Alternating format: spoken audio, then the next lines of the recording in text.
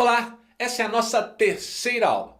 Se você não viu as anteriores, vale a pena buscar lá no nosso canal e assisti-las, porque nós já tratamos dos prazos, que são hoje em dias úteis, falamos do recesso na justiça, da justiça gratuita, atos processuais, honorários advocatícios, litigância de má-fé, falamos da exceção de incompetência, ônus da prova, petição inicial, desistência da ação, preposto, ausência das partes. Tudo isso nós já falamos. Vamos iniciar essa aula falando sobre a contestação prevista lá no artigo 847, parágrafo 3º. Se na vara já estiver implantado o PJE, a petição de contestação ela será apresentada eletronicamente antes da audiência. Ou, em 20 minutos, ele pode aduzir na própria audiência. Outra novidade com a reforma foi a inclusão do artigo 855-A, que fala do incidente de desconsideração da personalidade jurídica. Você tem que memorizar alguns pontos aqui. A primeira é o seguinte: a desconsideração da pessoa jurídica, ela não será possível de ofício.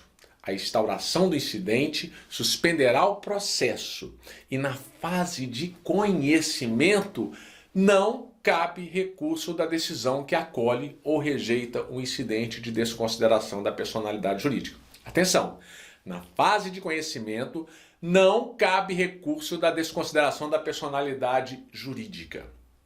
Já na fase de execução, cabe agravo de petição, independentemente da garantia do juízo, ou agravo interno se o processo é de competência originária do TRT. Vamos ler o artigo para você fixar melhor o que eu acabei de falar para vocês aí. 855-A.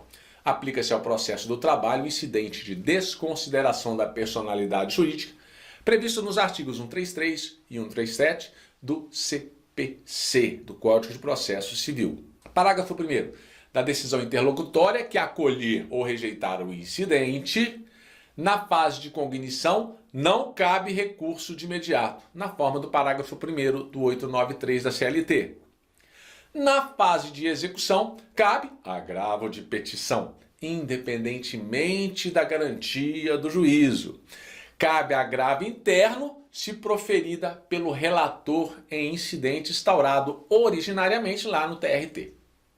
Parágrafo 2º. A instauração do incidente suspenderá o processo sem prejuízo da concessão da tutela de urgência de natureza cautelar, de que trata o artigo 301 do novo CPC. Para esse vídeo não ficar muito grande, eu vou pedir para que você dê uma olhada, dá uma pausa e vá lá nos artigos do CPC. Busque a fazer a leitura do artigo 133 a 135. Faça isso agora ou no final do vídeo. A reforma trouxe também no artigo 855-B o seguinte: o acordo extrajudicial. O artigo 855-B da CLT, nós temos que o processo de homologação do acordo extrajudicial terá início por uma petição conjunta e as partes deverão estar representadas por advogados. A observação importante é que a petição de acordo deve ser em conjunto e é obrigatória a representação por advogados. Significa que o advogado não poderá ser comum o mesmo advogado para as partes. O juiz poderá marcar uma audiência também para confirmar esse acordo.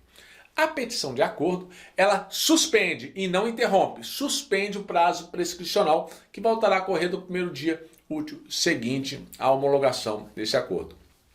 A petição com esse acordo, ela não prejudica o prazo para pagamento das verbas rescisórias e deverá ser analisada pelo juízo em 15 dias, podendo ele designar a audiência. Um assunto que as provas costumam cobrar bastante é sobre as contribuições sociais, e nós tivemos modificação aí também.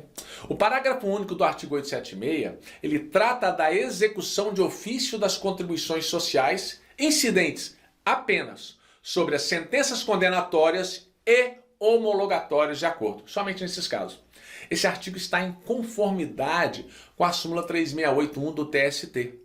O artigo 876 diz que as decisões passadas em julgado ou das quais não tenha havido recurso com efeito suspensivo, os acordos, quando não cumpridos, os termos de ajuste de conduta firmados perante o Ministério Público do Trabalho e os termos de conciliação firmados perante as comissões de conciliação prévia, serão executadas pela forma estabelecida neste capítulo. E o parágrafo único traz o seguinte: a Justiça do Trabalho executará de ofício as contribuições sociais previstas na linha A do inciso 1 e no inciso 2 do caput do artigo 195 da Constituição, e seus acréscimos legais relativas ao objeto da condenação constante das sentenças que proferir e dos acordos que homologar. Guarde isso aí.